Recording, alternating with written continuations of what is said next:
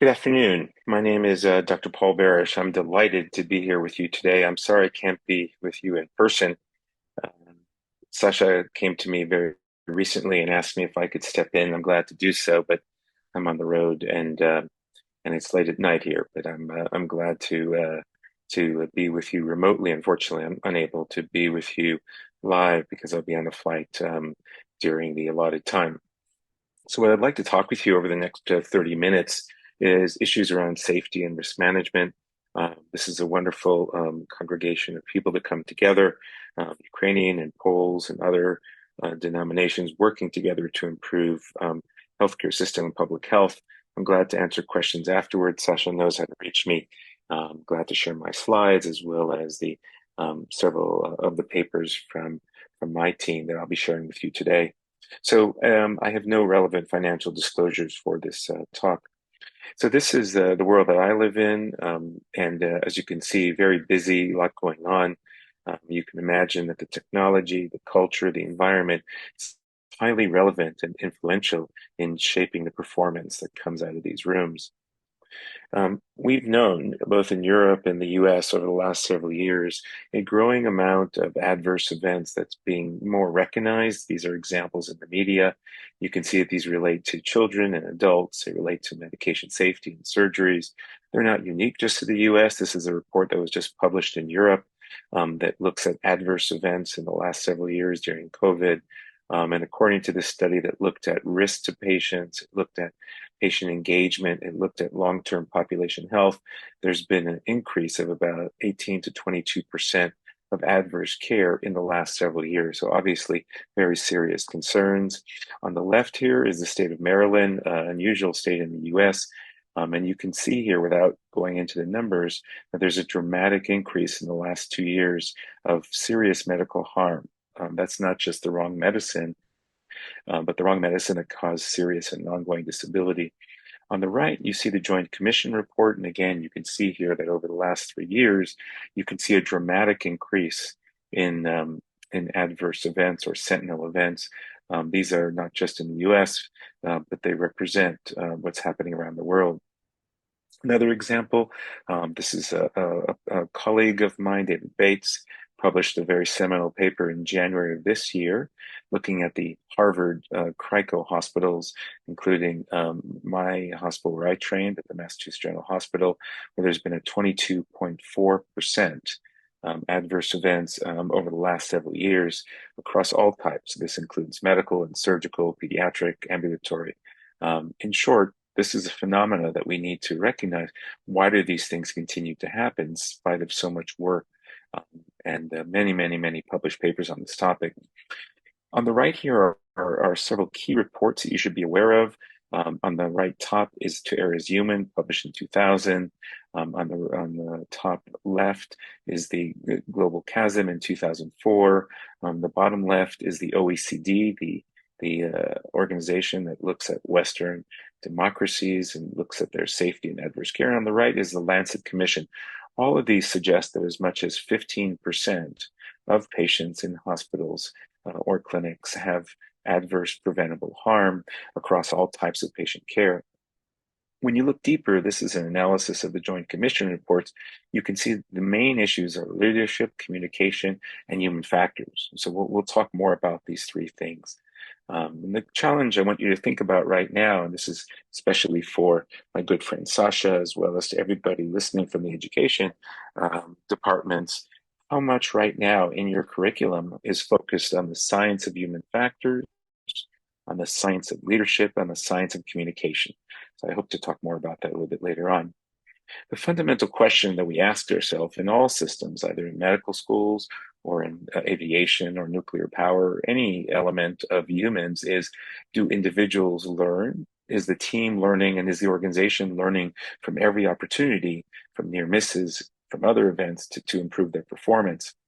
And so this is from Paul Batalden, a mentor and a senior leader who's talked about this relationship between how the healthcare system learns, that is to say, better outcomes on the left, on the bottom part, better reliability, and then on the right top, the professional development, the competencies, the joy, the pride they have. And as you know, both in Ukraine and Poland, there's some data, as well as in Europe and the US and other places, the amount of burnout rates, that is to say, the unhappiness scales by physicians and nurses and allied health, is as high as 40 to 50% in many countries. That's leading to a lot of unhappiness, to self-harm. It's leading to increased rates of suicide, and it's leading to many healthcare providers to leave patient care. I encourage you to read Yuval Harari's book on Sapiens, fantastic book about how societies thrive and survive. And at the heart is this question: do they learn? Are they able to incorporate all these lessons on a regular basis? So taking a broader look, this is the SEP model from Pascal Carillon. Think about a whole system learning. How are your systems? How are they adapting? How are they looking at every piece of information and intelligence that comes in about the people, the technology, the building, the process, and how does all that come together to deliver a more robust system? Fundamentally, for many years, we've known about this implementation gap. That is to say, things we know to do, but they don't get done. On average, the evidence shows that after robust randomized controlled trials are done, and evidence is very robust, it takes about 8 to 10 to 12 years to get to about 50 to 60%, and perhaps as much as 17 years for 80 to 90%. And those are the ones that actually work. So we have this massive gap, this know-how gap, where we know there's evidence, for example, around varicose veins, or around abdominal aneurysms, or around esophagectomies. We know what the evidence is, and yet we have great delays in implementing it systematically and across all of our populations, either urban or rural, people that are minorities, people that are immigrants. In short, we are not consistently implementing these evidence. So I want to take a brief break about learning systems, and I've been working with a team that's been volunteering in Ukraine, and these are some difficult pictures, but I'm showing you them because one of the things we've been learning, and then part of my background, I spent many years in the military, is how do we learn from every patient we treat, about preparedness, about teamness, about equipment, about time management, about leadership, etc. So here are some pictures. They're very tough ones, but they remind us about it's easy to learn in a classroom, very difficult to apply in an operating room or an emergency department, extraordinarily challenging to do it on a truck in the field or in a bunker. Very difficult real world circumstances that make the theory very difficult to implement. And so imagine for a moment how people are getting care. In this case, this is in Ukraine. And of course, these questions, the theory was it looks very nice. We have these different models of TCCC and all the rest. But what we're finding through NATO's work in Ukraine and around Ukraine, we're finding that many lessons around tactical and emergency care has to be modified given the long times of delay of evacuation, and problems related to that. So again, this question is of learning. Are we learning? Okay, so here are the original NATO standards for your, then you can see here the standards, both in Ukrainian and how they're being translated. And again, this is some work that I'm glad to talk about offline. But again, it goes to this question, are we learning? How well are we effectively taking theory from classroom to practice to in the battlefield, in the emergency department? The problems are very similar. The lack of learning, the lack of sharing, the lack of truly understanding what's happened and how we can improve. So for many years, a group of us have been asking these questions about other industries, so-called highly reliable industries. And each of these industries, you've either been around them, you've read about them, perhaps you've driven or been on them.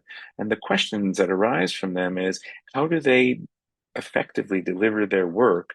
And it turns out that the way they do that is they have a model for effective team communication, team performance. I'm going to talk about that now and a little bit later. And here's what they do well. They communicate honestly, they cooperate transparently, they coordinate in a meaningful and truthful way, they share their mental models, they understand what they're talking about. That leads to better teamwork. So that really is a nice segue into systems theory. This is Edwards Deming, a very famous consultant, who worked 50, 60 years ago on improving industrial safety and quality. And what he found, as we find in healthcare, is that systems only get better if you think about them like a system, not as individual patients spread out across a clinic or a hospital. Number two, that variation between doctors and nurses and between clinic rooms to other clinic rooms and between operating room one, two, and three, that variation leads to harm, leads to cost, leads to waste, and ultimately undermines the mission. The third thing is that we have to teach healthcare providers, and this goes to all the people at Kiev Medical University. How are you teaching the science of safety? How are you teaching the science of human factors? That knowledge is essential. It's not obvious. It's not implicit. Every other industry requires this and tests for this. In healthcare, we're not doing that very well. There are some schools around the world, but regulators are just starting, like ACGME and AAMC, National Board of Medical Examiners, and others Amy, are starting to think about this, but it's too little really compared to the challenges. And finally, and in some ways, maybe the most important thing is the psychology of change. How do we help providers change their behavior? How do we help them think differently about their what we call their mental models? And how do we continuously focus on their ability to communicate to their peers, to other interprofessional team members, as well as, and most importantly, to patients and families? So another key book that I'd recommend that you look to is James Reason's book on managing failure. This book was written about 30 years ago now, still very relevant when you look at adverse events in hospitals and clinics. This basic model, what leads people to make mistakes and how that leads to harm. Again, back to Pascal's model, we look at the work system on the left. So I want you to think about not just the doctor, but think about all the people around the doctor, the nurse, the technician, the secretary, perhaps the anesthesiologist.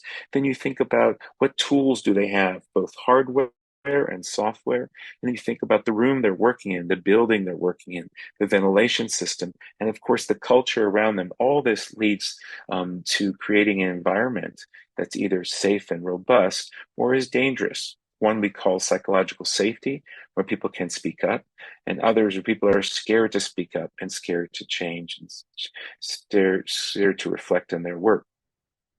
So this other science of human factors, if you're not teaching this, this is really essential. And Sasha and I have talked about perhaps developing a course for next year. So the science of human factors, which has been around for about 80 years, is taught in all industries except healthcare. And this is the science that looks at how humans and their performance is shaped by their environment. It could be noise or light, distraction, fatigue, alcohol, and on and on and on. Each of these things in this wheel can be measured and implemented.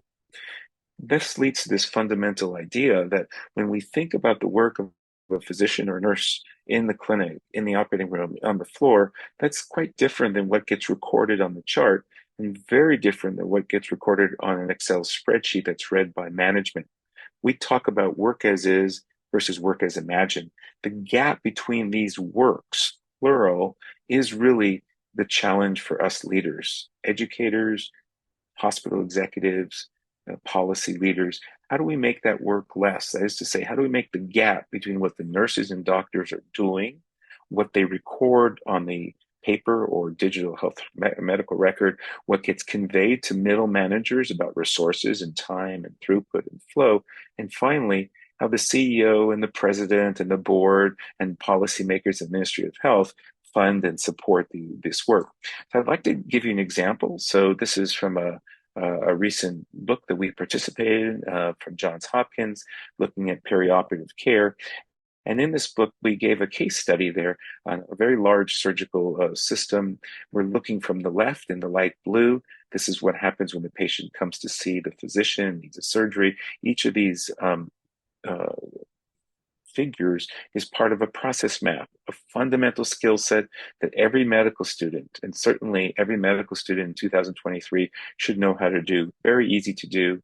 And we can talk more about that later on, how we can have that taught. Of course, in the bottom is they go to the operating room and you see all the systems, and each of the systems below have a unique amounts of expertise, if it's the blood bank or pathology or radiology. And then on the right in green, that's after surgery. again, each of these parts can be mapped out.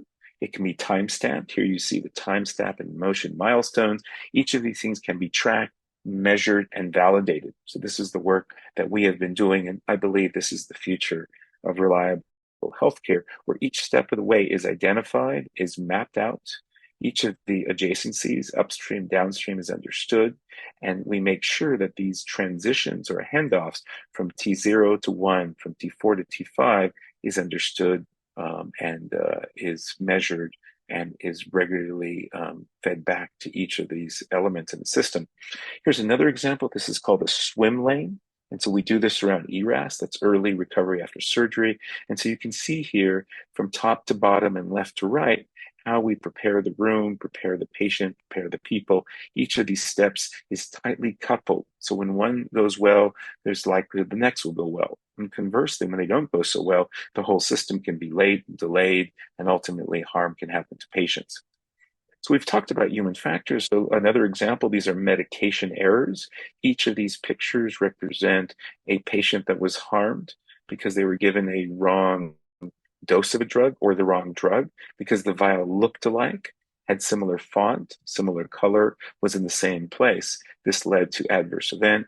The number one most common hospital-based adverse event is medication safety. It's either the wrong drug at the wrong time, in the wrong frequency, in the wrong passage into the patient, or because of side effects and allergies that happened after the drug was given.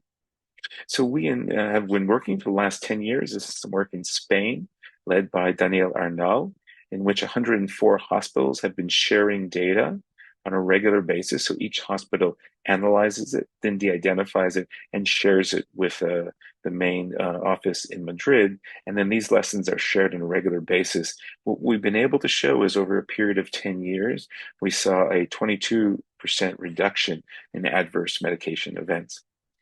What's key about human factors to realize is that they contribute to all kinds of mishaps. Communication, production, fatigue, all these things have been known to contribute to adverse events. Now let's go back to communication. So we know that communication is essential between humans. We know that a huge source of perioperative adverse events relate to communication. We know that it's both the duration of the communication, it's the quality of the communication, it's the closing the loop, and ultimately these are things that we've started to work on, but still there's much to do. Here's an example. This is from JAMA. This is a Journal of American Medical Association, looking at how the handoffs between doctors in the operating room can lead to major misinformation and ultimately to serious adverse event.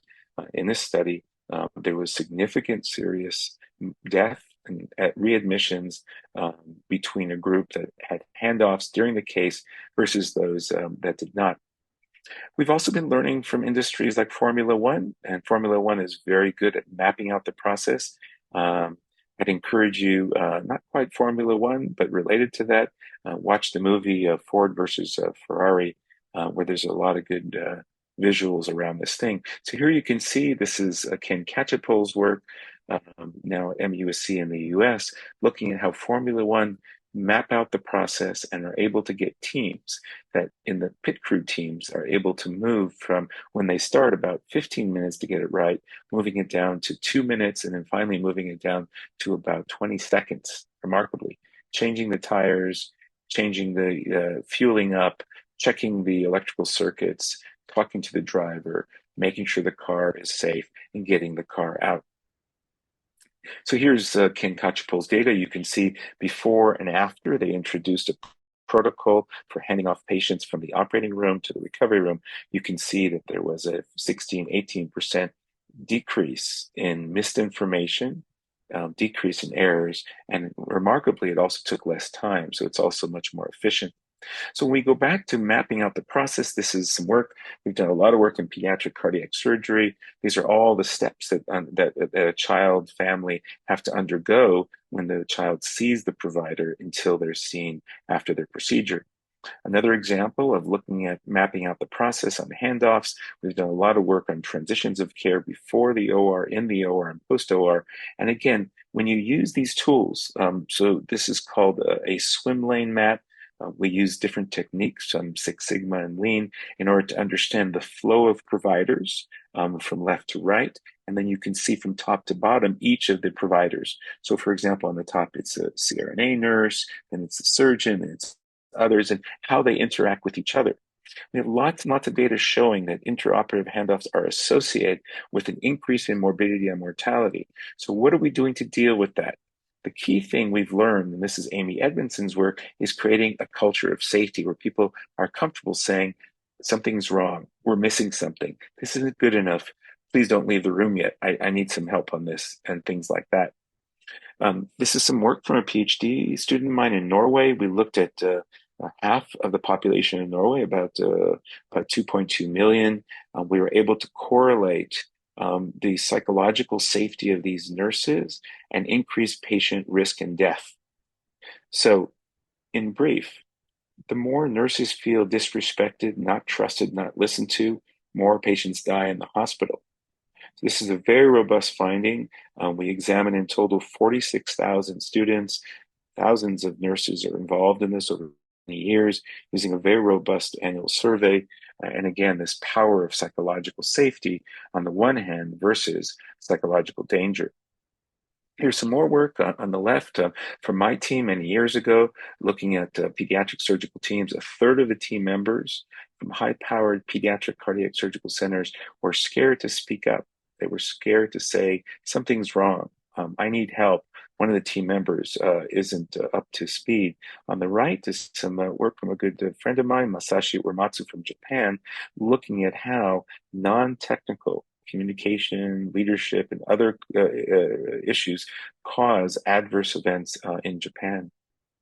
So when we talk about culture, we talk about the organization's culture, but also the team's culture, the unit's culture. Very important to distinguish between these two. Do they share? Are they honestly talking about their events?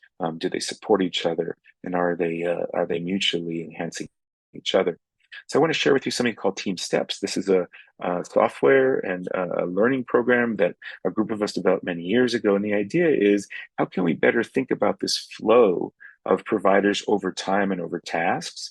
And we particularly learned from Formula One and aviation. And here are the three building blocks. Number one, process organization. Number two, teamwork. Number three, threat and error management. This needs to be taught at Kiev Medical University. This needs to be taught across the world. There are a few universities that are starting to do this in Canada, in the Netherlands, in the US.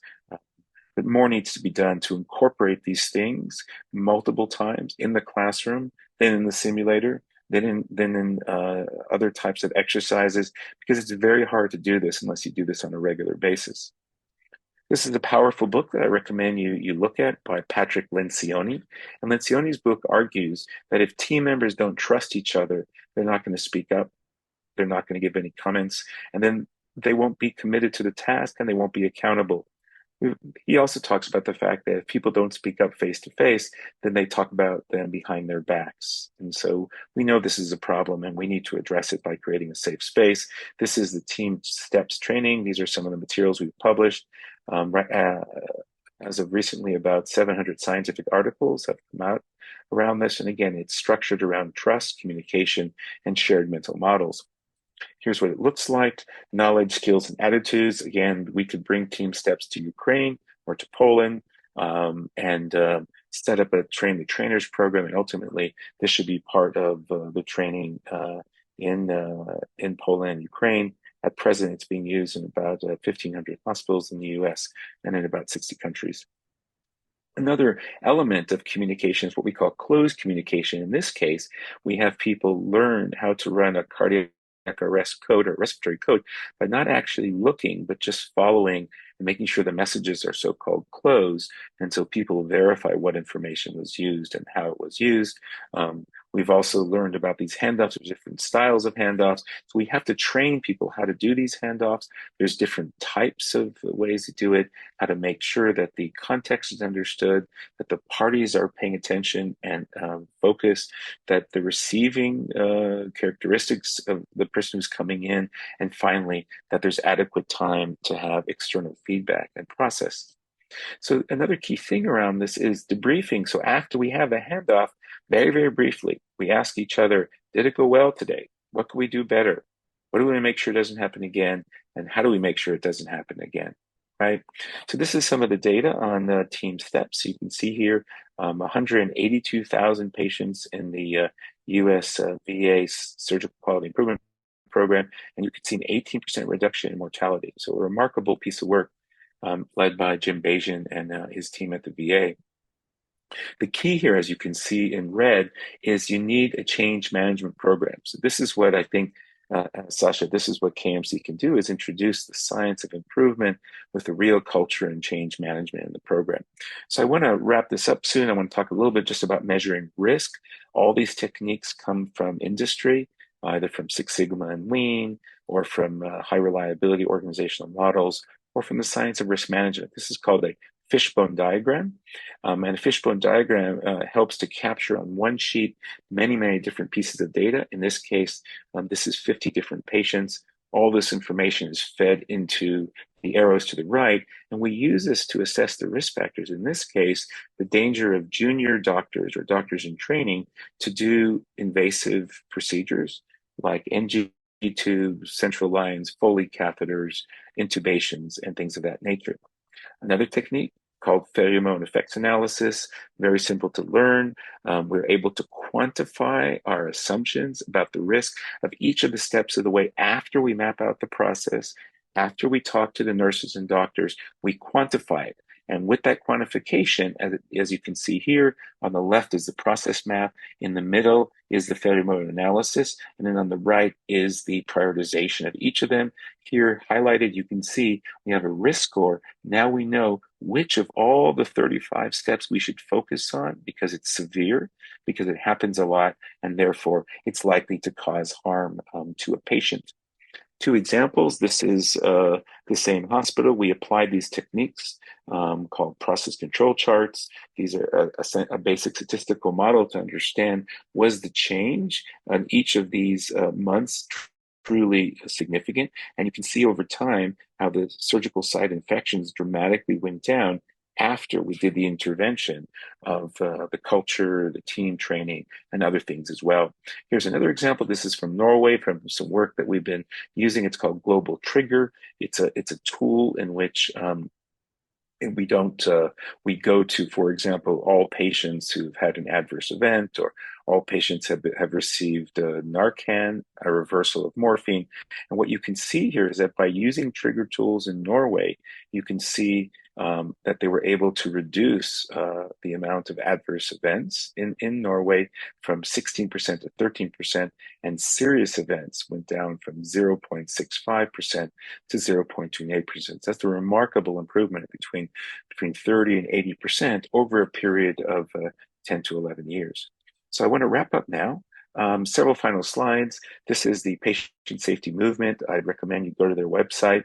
They have annual meetings and they create materials. And this is a nice summary of the major topics that you'll need to learn about in order to train and support and sustain true patient safety providers, nurses and doctors and managers and others. Each of these topics, the culture, infections, medication, on and on and on. I don't have time to go through them, but each of them has a science and a deep literature. This is the complexities that we've all been learning about and why it's so difficult to reduce adverse events. This is done a median model. This is some work that we did in the UK about 11 years ago. Just remember, as you think about protecting the patient, the closer you are to the right, to the outcome, the less patients you impact. As you move left, for example, if you change the number of nurses at a minimum to see taking care of a patient, that will impact many, many more patients, but will be more blunt and less acute. So this is a health services research model for both assessing the impact of the intervention as well as understanding is it actually going to be sustainable. We published all this in a paper in the British Medical Journal in 2000, and so I'd recommend you take a look at this paper. Again, all these things on the left, Sasha, these are the things I hope we might do together over the next several years at Kiev Medical University: safety science, communication, team training, simulation, near-miss reporting, provider wellness because of the mental health challenges that we're all facing, and of course, what we call workplace readiness. Is the workplace safe for nurses and doctors to sustain themselves, to have joy, to continue to come back the next day, and to not be harmed? Two final thoughts on models. This is the Health Foundation model from the UK. How do we create a safety management system at Kiev Medical University and the hospitals that you're working in Poland or in Ukraine? So think about this model. Every time a patient's harmed, every time there's a near miss, all the data goes into a shared database, which is then de-identified, analyzed, and then shared with all providers. What I call radical transparency, not just with two or three senior leaders. Again, this model of safety one and safety two. Safety one was this concept that we capture all the adverse event. But in many ways, Eric Hollernagel from Denmark and other places has argued that we need to be thinking about safety two, not so much what went wrong, but how, in spite of all the problems, we're able to deliver really, really good health and so care. And so this is a very interesting concept to think about. High reliability organizational model. I will send you literature on this.